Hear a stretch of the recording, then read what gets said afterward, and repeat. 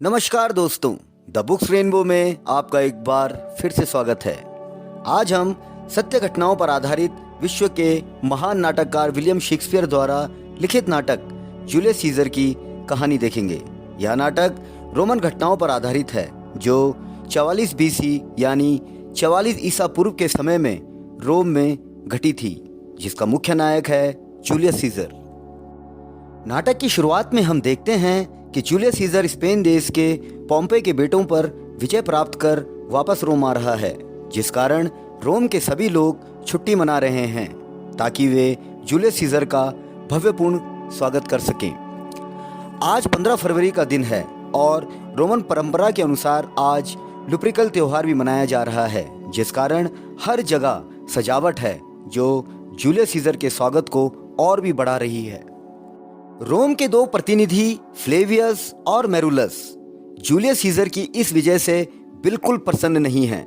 वे जगह जगह लोगों की एकत्र भीड़ को डांट कर भगा रहे थे और निश्चय करते हैं कि रास्तों की मूर्तियों से सजावट को हटा देंगे जिनमें जूलियस सीजर के विजय प्रतीक लगे हों, क्योंकि उनका मानना था कि यदि जूलियस सीजर इतनी सजावट को देखेगा तो उसका दिमाग 7वें आसमान पर पहुंच जाएगा। वह अधिक बलवान और प्रभावशाली हो जाएगा कि इंसान को इंसान नहीं समझेगा और फिर वह उनका और भी अपमान करने लगेगा। तभी वहां शानो शौकत के साथ जूलियस सीजर का जुलूस आ पहुंचा। इस शुभ मौके पर होने वाली दौड़ में दौड़ने के लिए एंटोनियस विशेष तौर से सीजर के साथ साथ चल रहा था। भीड़ में सीजर को कोई जोर से पुकारता है। सीजर उस व्यक्ति को सामने आने को कहता है। तभी एक व्यक्ति जो भविष्यवक्ता या एक प्रकार से कहें कि ज्योतिषी था, सामने आकर बोला, जूलियस सीजर, मार्च महीने के बीच के दिन यानी कि मार्च की 15 तारीख को सावधान रहना। सीजर उसकी बात पर विश्वास नहीं करता और सीजर का जुलूस आगे बढ़ता है। हम देखते हैं कि मार्कस ब्रूटस, जो रोम की जनता का हितैषी और सीजर का भरोसेमंद व्यक्ति था, जुलूस से अलग निकलकर जाने लगता है क्योंकि वह दौड़ के कार्यक्रम को देखने नहीं जाना चाहता। तभी केसियस, जो बहुत ही मक्कार एवं सीजर से ईर्ष्या रखने वाला व्यक्ति था, ब्रूटस के पास आता है और पूछता है, ब्रूटस, मैं अब कुछ दिनों से देख रहा हूं कि अब तुम्हारी आंखों में वह विनम्रता और प्रेम की झलक नहीं दिखाई देती जो पहले दिखाई देती थी। अब तुम जिद्दी और अजनबी की तरह व्यवहार करते हो। ब्रूटस बोला, केसियस मेरे मित्र, मुझे गलत मत समझो। यदि मेरे व्यवहार में बदलाव आया है तो इससे मैं भी दुखी हूँ। कुछ दिनों से मैं कुछ ज्यादा ही परेशान हूँ। मेरे हृदय में एक अंतर्द्वंद चल रहा है, उसी कारण मेरा व्यवहार कुछ बदल गया है। केसियस गंभीरता से बोला, तुम अपने आप को समझ नहीं पा रहे हो। मैं तुम्हें तुम्हारी शक्ति को ज्यों की त्यों दिखाऊंगा जो तुम्हारे अंदर है। ब्रूटस यह समझ जाता है कि केसियस उसकी भावनाओं को भड़काकर उसे खतरे में धकेलना चाहता है।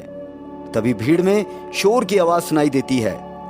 ब्रूटस बोला, लगता है जनता ने सीजर को अपना राजा मान लिया है। हालांकि मैं सीजर को बहुत चाहता हूं, परंतु मैं नहीं चाहता कि वह राजा बने। फिर वह केसियस से पूछता है, तुमने मुझे बात करने के लिए रोका था।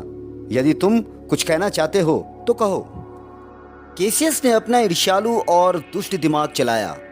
ब्रूटस, मैं अपने और रोम की जनता के स्वाभिमान के लिए चिंतित हूं। मैं स्वतंत्र जीना चाहता हूं, ना कि किसी से डरकर। सीजर एक साधारण आदमी है, लेकिन लोग उसे बहादुर समझते हैं, परंतु वह इतना बहादुर नहीं है।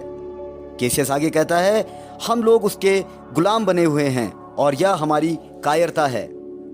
ब्रूटस ने उसकी ओर देखते हुए कहा, केसियस, मैं जानता हूं तुम क्या कहना चाहते हो, लेकिन इस बारे में हम बाद में बात करेंगे। केसियस मन ही मन प्रसन्न हो जाता है कि ब्रूटस को कुछ हद तक भड़काने में वह सफल हो गया था।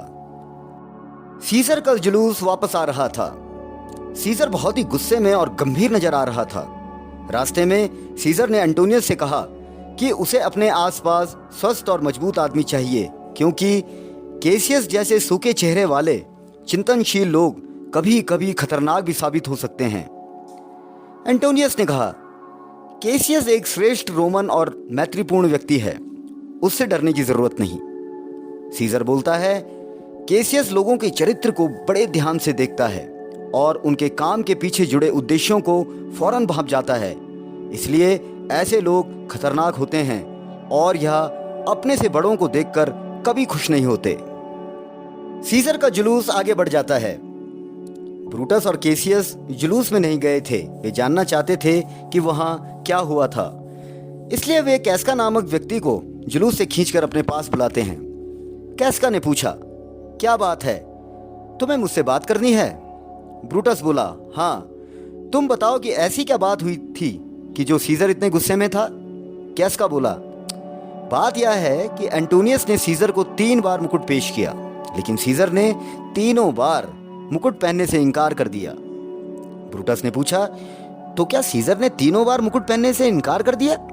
कैस्का बोला, हाँ, उसको एंटोनियस मुकुट पहना रहा था, जो कि किसी धातु का नहीं था परंतु एक फूलों का मुकुट था, लेकिन सीजर ने मुकुट पहनने से इनकार कर दिया। लेकिन मुझे मालूम है कि सीजर का ये दिखावटी इनकार था। कुछ देर और बातें करने के बाद कैस्का जाने लगता है तो केसियस कैस्का को रात के भोजन पर आमंत्रित करता है। ब्रूटस भी जाने लगता है और केसियस को बात करने के लिए अपने घर बुलाता है। केसियस बोला, मैं ज़रूर आऊँगा, तब तक के लिए तुम रोम की वर्तमान दशा पर विचार करना। ब्रूटस के जाने के बाद केसियस अकेले में सोचता है कि उसने कैस्का को भोज में बुलाया है ताकि वह उससे मिलकर अपना उद्देश्य साध सके। फिर वह सोचता है कि ब्रूटस जैसा सीधा साधा इंसान उसके झांसे में तो आ सकता है, लेकिन बड़ी दिक्कत यह है कि वह सीजर का वफादार और खास आदमी है। आखिर में वह सोचता है कि वह किसी तरह ब्रूटस को सीजर के खिलाफ कर लेगा। केसियस फिर योजना बनाता है कि आज रात को वह हाथों से लिखे अनेक पत्र ब्रूटस के घर की खिड़की से अंदर फेंकेगा, जिससे ब्रूटस को लगे कि यह पत्र जनता ने फेंके हैं। उन पत्रों को पढ़कर ब्रूटस को विश्वास हो जाएगा कि रोम की जनता उसका सम्मान करती है और सीजर की तानाशाही को नापसंद करती है। कैस्का रात्रि को केसियस के यहाँ भोज के लिए आता है। वह रात बहुत भयंकर थी। रह रहकर बिजली चमक रही थी और बादलों की गड़गड़ाहट से धरती थर्रा रही थी।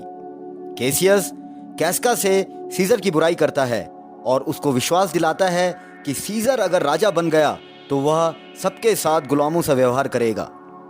कैस्का कैसियस की बातों में आ जाता है और कहता है कि मेरे अंदर इतना साहस और हिम्मत है कि मैं स्वयं को गुलामी से आजाद कर सकता हूं। केसियस कैस्का के सामने शब्दों का जाल फेंकता है।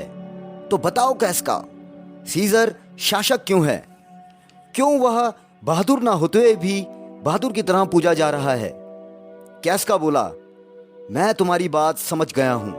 विश्वास करो, आज से मैं तुम्हारा साथी हूं और रोम में फैली बुराइयों को दूर करने की कोशिश में मैं तुम्हारी इस जंग में सबसे आगे रहूंगा। केसियस खुश होते हुए बोला, तो हमारा समझौता पक्का हुआ। और इस प्रकार केसियस ने सीजर के एक वफादार व्यक्ति को सीजर के विरुद्ध कर दिया। इसी तरह केसियस ने सीजर के कुछ और वफादार व्यक्तियों को भी अपनी ओर कर लिया। अब केसियस का लक्ष्य ब्रूटस को भड़काना था।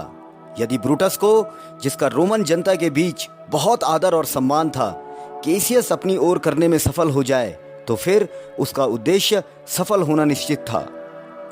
केसियस ने अपने गुट के एक व्यक्ति, जिसका नाम सिन्ना था, को कुछ पत्र देकर निर्देश दिया कि वह इन पत्रों को सावधानी से ऐसी जगहों पर रख दे जहां ब्रूटस इन्हें आसानी से देख सके। सिन्ना पत्र लेकर चला जाता है। केसियस कैस्का से कहता है कि अब वे ब्रूटस के घर चल रहे हैं ताकि ब्रूटस को पूर्णतः अपनी ओर करने की कोशिश करें। कैस्का बोला, ब्रूटस पूरी रोमन जनता के हृदय पर शासन करता है। अगर वह हमारे साथ हो गया तो हमारा अपराध भी जनता को महान लगेगा। आधी रात से ज्यादा का वक्त हो चला था। ब्रूटस को एक पत्र अपनी खिड़की के पास मिलता है। वह पत्र पढ़ता है जिसमें लिखा था, ब्रूटस, तुम कहां सोए हो? रोम की जनता के लिए अपने कदम बढ़ाओ, गलत बातों का डटकर मुकाबला करो, बुराई को दूर करो। ब्रूटस ऐसे कई पत्र पढ़ चुका था। वह दुविधा में था। वह सोचने लगा, क्या रोम की जनता एक आदमी से इतना भयभीत है? उसके दिमाग में विचारों का तूफान घूमने लगा। उसने मन ही मन सोचा, ओ रोम वासियों, मैं वादा करता हूं कि रोम की भलाई के लिए, रोम की जनता की आजादी के लिए मैं प्रयास करूंगा, मैं जरूर करूंगा। ब्रूटस अपने नौकर लूसियस से पूछता है कि कल कौन सी तारीख है। लूसियस कैलेंडर देखकर बताता है कि कल 15 मार्च है। फिर वह बताता है कि ब्रूटस से मिलने कुछ लोग आए हैं जो दरवाजे पर खड़े हैं। ब्रूटस उन्हें अंदर बुलाता है। केसियस अपने साथियों कैस्का, टीसियस, सिन्ना, मेटिलस, सिम्बर और ट्रिबोनिस के साथ आता है। ब्रूटस सबका स्वागत करता है। वह पूछता है कि ऐसी कौन सी बात है जो वह आधी रात को आए हैं। केसियस और ब्रूटस एकांत में कुछ बातें करते हैं। फिर वे सभी मिलकर सीजर की हत्या की पूरी योजना तय करते हैं। ब्रूटस सभी को यह समझाता है कि हमको अपना कार्य इस प्रकार करना है कि जनता को लगे कि हमने यह कार्य रोम की भलाई के लिए किया है, जनता और राष्ट्र के हित के लिए किया है। तभी केसियस बोल पड़ा, लेकिन एंटोनियस का क्या होगा? ब्रूटस बोला, एंटोनियस से मत डरो, सीजर की मौत के बाद एंटोनियस बेकार हो जाएगा। तभी उनमें से कोई बोला, एक बात का संदेह है कि कल सीजर घर से बाहर आएगा या नहीं, क्योंकि आजकल वह भविष्यवाणियों में विश्वास करने लगा है। क्या पता वह कल कैपिटल में आए ही नहीं। डिशियस शीघ्रता से बोला, तुम चिंता मत करो, मैं उसे किसी तरह कैपिटल ले आऊंगा, मैं उसे खुश करना जानता हूं। केशियस बोला, नहीं, हम सब मिलकर उसे कैपिटल लेकर आएंगे। दोस्तों, इसके आगे की कहानी जूलियस सीजर के अगले और अंतिम भाग में जरूर सुनिएगा। धन्यवाद।